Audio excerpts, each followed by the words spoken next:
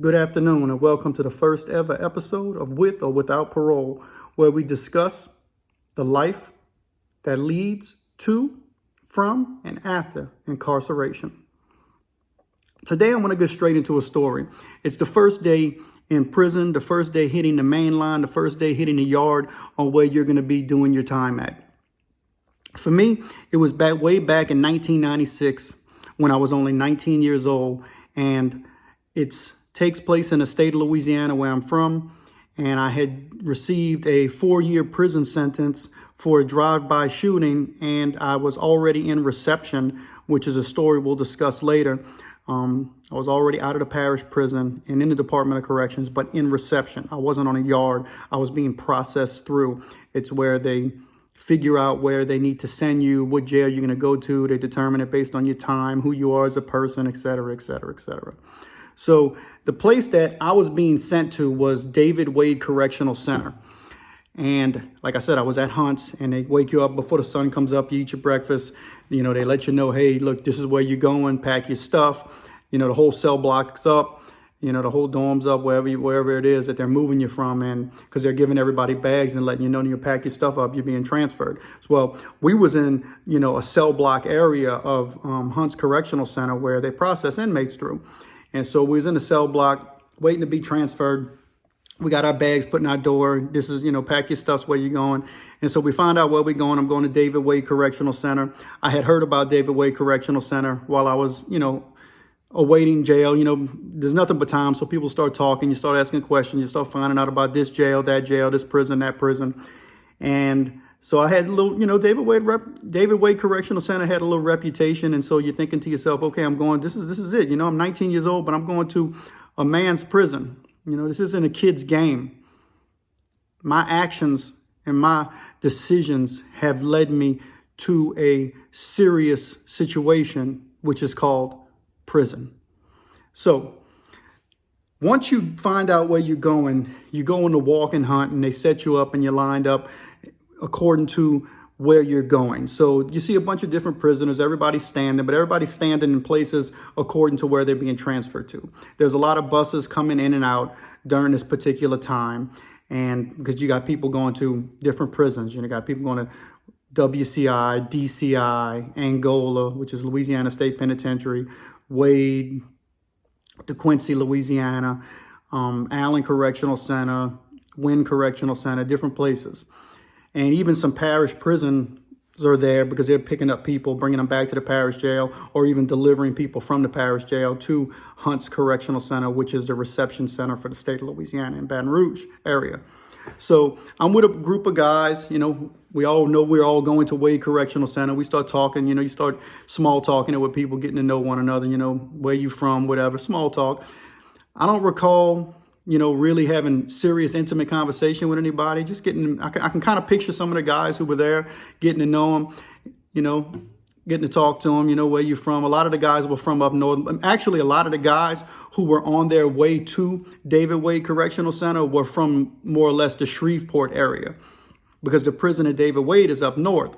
Anyway, you wait, your name gets called. They make sure they know who you are. They shackle you up because you get shackled up on a bus ride. You get onto this Bluebird bus, big, long, white bus, bars wrapped around it, long ways. You get in, you have a seat.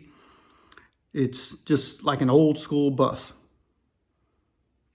Solid floors, hard cushioned seats. You sit down, have a seat. There was, each of us was able to sit in our own seat because it wasn't a full bus. But I have been on a prison bus where the prison bus was full and you're sitting with two to a seat, because it's like sardines, it's packed. Every spot's taken. But this first time that I was being transferred to a correctional facility, like I said, there was maybe a dozen of us, if that. So everybody was able to sit in their own seat. And the particular guards didn't really care where you sat because there's a driving guard and he's caged off from the front. And then there's a guard in the back who has his rifle and his guns. He's watching from the back and he's caged off. So we're in between both of them. And so they didn't tell us, hey, you have to sit here. You have to sit here. Just have a seat. So we sat where we sat. It was a long ride. So from Hunt's to David Wade Correctional Center, this is in December, so it's cold. And I remember just sitting down, and I think everybody laid down along the way. You got your shackles on your legs, and you shackle down to your waist, so you can kind of move your hands like this. You got to pull your hand down and touch and scratch your face. So you just drive and drive, and I think it was like a 5-6 hour drive at least from Hunts to Wade Correctional Center. And I remember my first impression I'm 19 years old, and you got your thoughts along the way as you're passing by some of the more beautiful scenery that you see in Louisiana. But you're not thinking it's pretty outside because it's autumn going into winter, and you see the different reds and oranges on the trees, and just the beautifulness of the state. You're just thinking like, this is real. I got to get my thoughts together. And for me, it was situational awareness. I had to place myself in a spot to where this is where I am. This is my reality. I got to deal with it and figure out how it's going to go for the next amount of years or amount of time that I have to get through. And I remember when the bus pulled up at the prison, you see the prison, you pull up and you're like, man, this is it. This is where I'm going to spend my time at. So Wade is a pretty big prison. It's big. It's not small. And there's the prison gates. There's gun towers all around. I remember it was quiet. You didn't see a whole lot of people out. We went through the Sally Port. It wasn't until we got through the Sally Port we began seeing other people where there were other guards who took us in and other staff members who were there to process us through and into the prison. When we first got out, it was pretty quick because it wasn't really where they were getting serious, because they can ask you a lot of questions in processing at every prison when you get there. But this was the part where they just check, make sure they know who you are, kind of go through your bags real quick, make sure you don't have nothing again, and then get you in. It was evening. I believe they was trying to get us ready to get something to eat, and then kind of process us through and get us to our dormitories or wherever it is that each person was going to go. And I remember my first glimpse of the prison yard.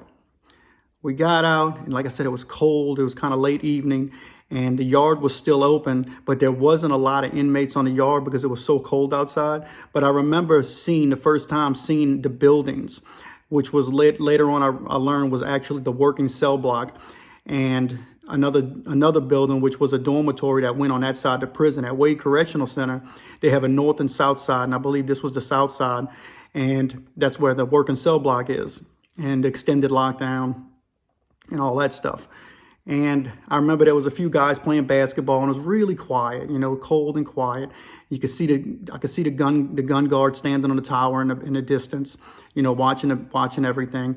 And you could hear the basketball, hit the rim, boom. That rim just kind of boom, reverberates. That's the sound you hear. And you hear that basketball just hit the concrete, boom, boom, boom, boom, boom, boom, boom. One of the guys would chase it down. It wasn't playing like a serious game of basketball. They were just shooting around, talking. And then, it's a big basketball court there. It's full courts, about 4 different courts or so.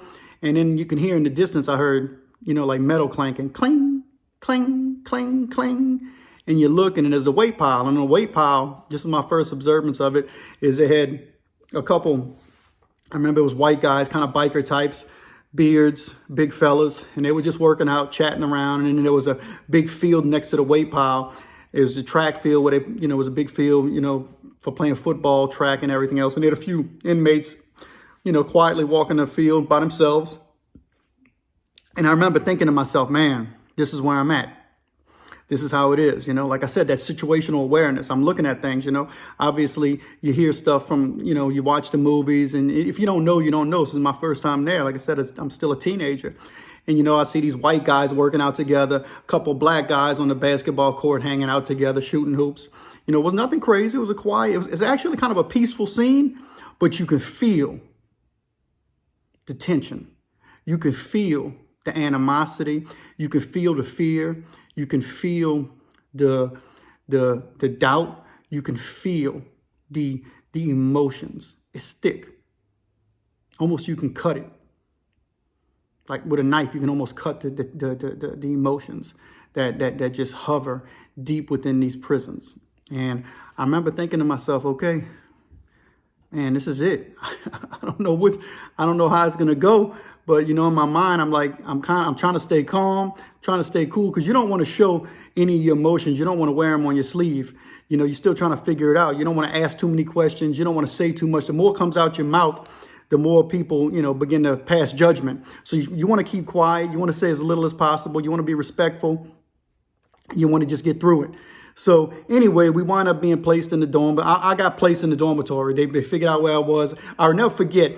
They asked me, what did I do on the street? I'm 19. I was like, what jobs did I have? I remember the first thing that popped in my head, because I was a roofer with my dad. But I think I might have told him I did some roofing work with my dad. But I told him I had a job at Burger King. And as soon as I said I had a job at Burger King, they said, oh, we got the perfect job for you. So they placed me on kitchen detail. And they put me in a dormitory where I would be working in the kitchen to serve food to the work and cell block. And that was my first ever job in jail, working in the kitchen. And they put me on, this was like after I got into jail, they put me on the food serving line.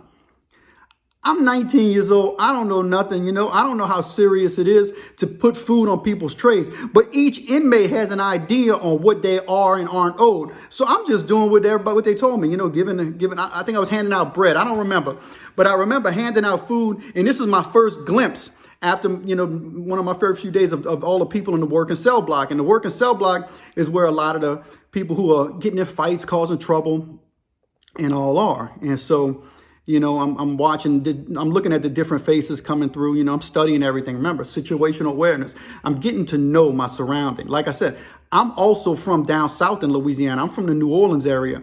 So up here in this particular prison, there's not a lot of people from the New Orleans area. Come to find out, I knew a few people. I knew there was a guy I knew in there from boot camp who was more from up north Louisiana. But there was a few people from the New Orleans area. There was one or two people I remember knowing that was there from my area. But there was also a couple other people from the New Orleans area. So the way it was up there is if you was from the New Orleans area, you kind of stuck with New Orleans people. That was your rounds. If they were from Jefferson Parish, New Orleans, kind of St. Bernard Parish, kind of that area down south in New Orleans. That was who you hung out with. And so automatically you click with them because that's your rounds, that's your people.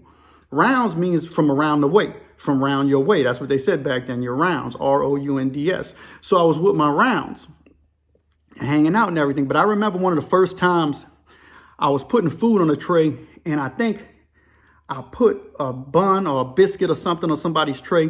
And he said, man, you gonna hand me that small piece? And I remember looking and I kind of chuckled at it. I didn't know he was serious. So I just put it on. He kind of looked at me. He kept walking. Well, later on during the yard call, the dude came and found me. He said, say, bro, he said, why you laugh when you gave me that little piece of bread or whatever it was? I said, I didn't, I wasn't thinking nothing about that. I just did what I was just giving, I wasn't picking and choosing pieces. And furthermore, I'm thinking to myself, I didn't say it, but I'm thinking to myself, I ain't giving you no big or small piece or whatever. Do what you got to do. I didn't say it like that to him, but in my mind, that's what I'm thinking. He's not going to convince me to give him a bigger piece or a smaller piece. I'm just giving it in the order in which it's laid out before me.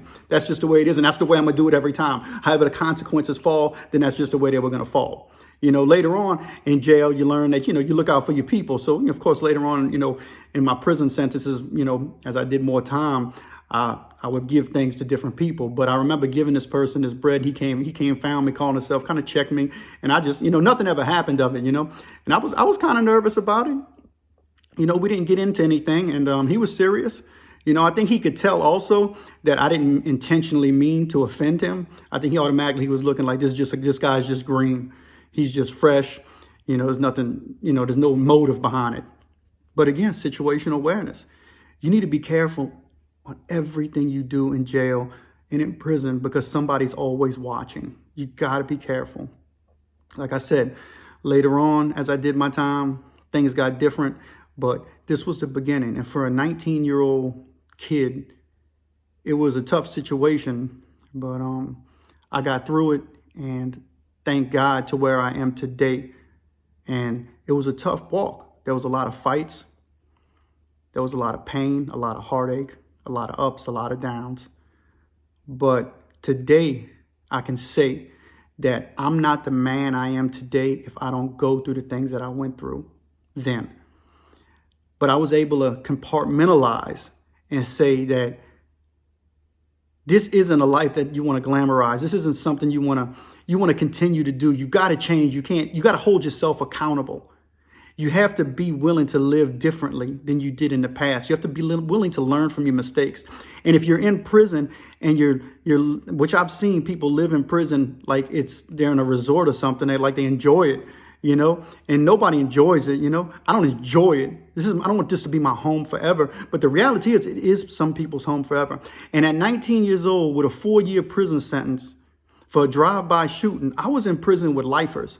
Wade Correctional Center had people doing life, doing 350 years, and it had people doing a few years. In Louisiana, you're not going to just get put in a place where it's just lifers only with 200 plus years. No, it don't work that way. You might wind up in a place where they're going to be people with life who ain't never getting out. You're going to be put in there with some violent people. Louisiana is not like other places and other prisons. It can be difficult. It's really a lone wolf type thing, but people stick to where they're from. Like if you're from, like the people from New Orleans, if they're from certain projects, those projects stick with those projects. If you're from the West Bank, you stick with the West Bank, And now if you get up Northwest country, people from Shreveport, then you got Shreveport, Baton Rouge, New Orleans. And, the race thing isn't as prominent as it is in other states. Whites, tend to look out for whites too, and blacks tend to look out for blacks too, but they still hang out with one another down here. You could be best friends and running dogs with somebody from the opposite race, but you still need to be careful. And I've seen all kinds of people, young and old, do things and handle their business. And I've seen young and old not handle their business. I've seen whites handle their business, and I've seen some whites not handle their business. I've seen blacks get punked out, and I've seen blacks punk people out. It goes all the way around. I know you hear stories about different places on how it is. But I think in Louisiana, it's a unique prison system. It's set up uniquely different from other places. But I just want to say that situational awareness is something that we need to be aware of all the time. And even when I wasn't living the proper and righteous life, I was still paying attention to my surroundings and still had situational awareness. And if you use that tool of situational awareness, you can help improve yourself with it to become situationally aware of the good things in your life to help improve you as a person. Anyway, thanks for watching the first episode of With or Without Parole. We're going to jump into a lot of important stuff when it comes to a changed life and a changed mind, especially from the point of view of someone who lived a life that led to prison.